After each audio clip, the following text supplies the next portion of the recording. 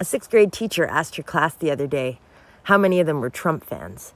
And most of them, not knowing what a Trump fan was and of course wanting to be liked by their teacher, they all raised their hands. Well, all except for little Johnny.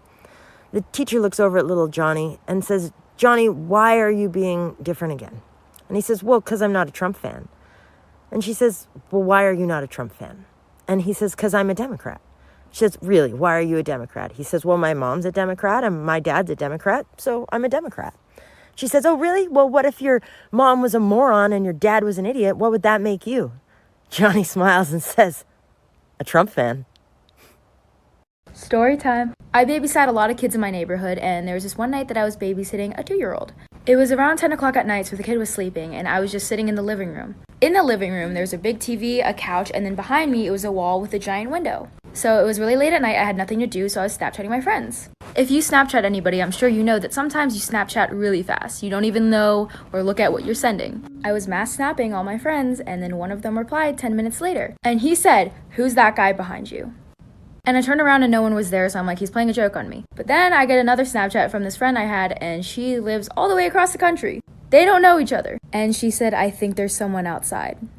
So I was really freaked out because I was alone. There was a giant window behind me. Apparently there was someone outside. I wasn't gonna call the child's parents because I didn't want to freak them out, but I was scared. So then I went around the house, locked all of the doors. Sorry, it's a really long story, like for part 2. Part 2.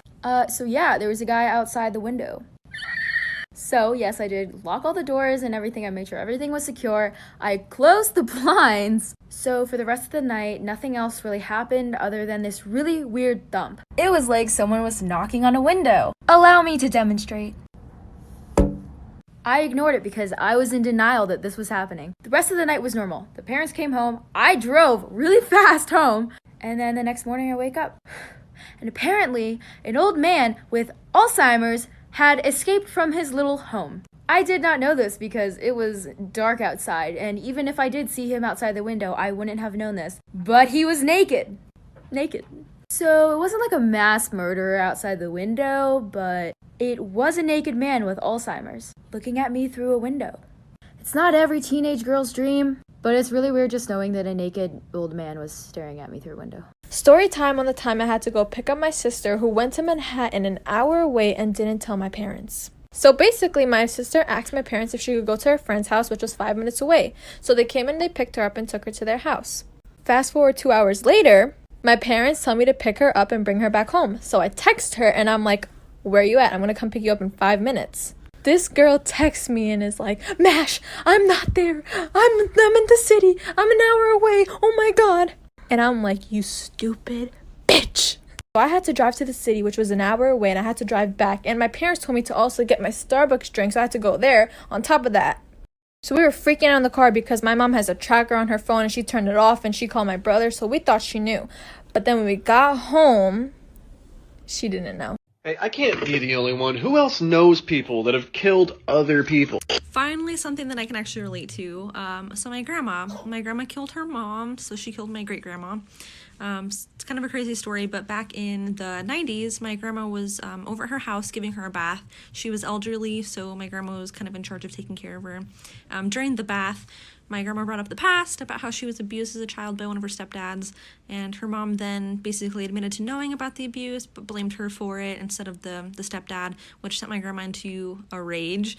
She ended up drowning my great-grandma, and then after she was dead, instead of calling the police, she cut up her body into 8 different pieces, put them in garbage cans, filled the cans with cement, and then put these garbage cans in different storage units all throughout my hometown where I grew up. When the police were investigating, she lied and said my great-grandma was in Hawaii with this wealthy man she met and even faked letters from her.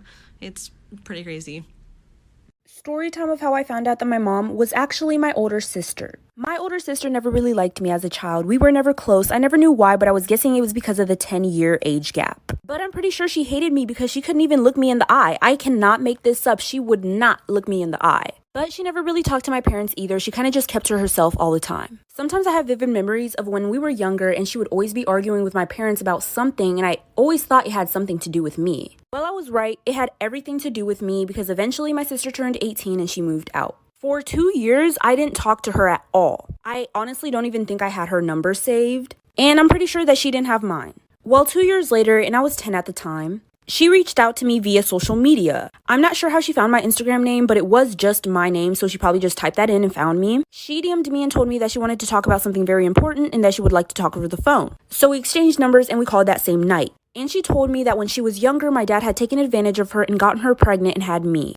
This is part 2 of how I found out that my mom was actually my older sister. So like I said, my older sister had reached out to me via social media and told me that she was actually my mother. And so after we got off the phone that same night, I lost it at dinner and I went off on my parents and I screamed at them. And I told them that I would go to the police and tell them everything and I would tell them the truth unless they just let me live with my older sister. And they tried to explain themselves, and their reasoning was that they wanted to keep the family together because of their traditional values. And it would have just made their lives a lot harder going through all the court proceedings, so they just kept the family together. And so they clearly didn't want me to go into the police, so they said that I could go live with my older sister. So she came to get me, but she lived in a different state, so it kind of took a while. I still had to stay in the house for like a week or so before she came, but I packed all my stuff and I was ready to go. And when we went back to where she lived, we immediately called the police and told them everything. Fast forward a little bit, they did some DNA testing. My sister's DNA matched as my biological mother's, and then my dad was my biological father, and they saw how the ages just didn't match properly, so they took my father to jail.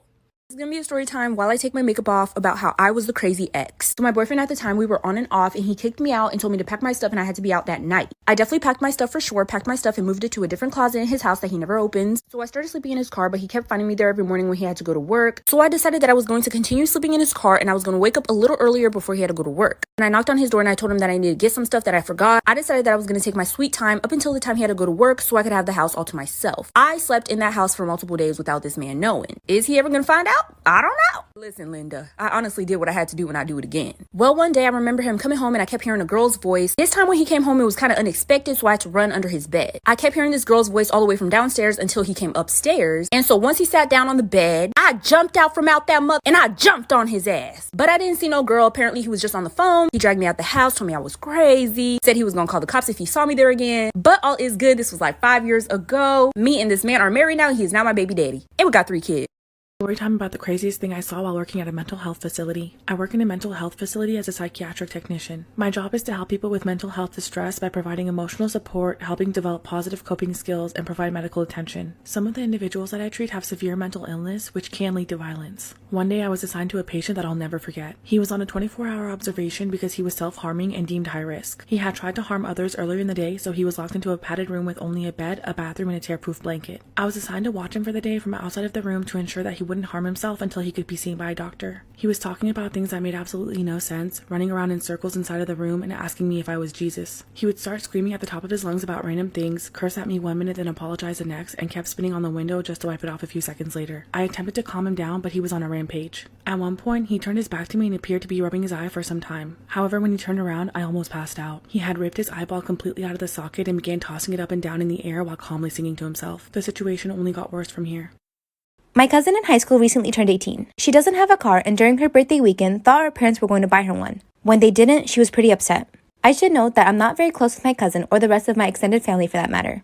Anyways, my cousin texted me on the Friday before her birthday asking if she could take my car to the mall and then for an out-of-town road trip with her friends over the weekend. I tell her no. She begs and pleads with me, but I tell her no again. My car is for me to drive and for me only. If she wants her own car, she can save up and buy one. She calls me a bitch and says that I ruined her birthday and that she's embarrassed because her friends think she got a car for her birthday and she doesn't have one. I don't respond to her and think nothing of it. I wake up on Saturday morning to find that my car has been egged and TP'd. And since the weather was warm outside, the raw egg baked into my car along with the dried up toilet paper destroying the paint.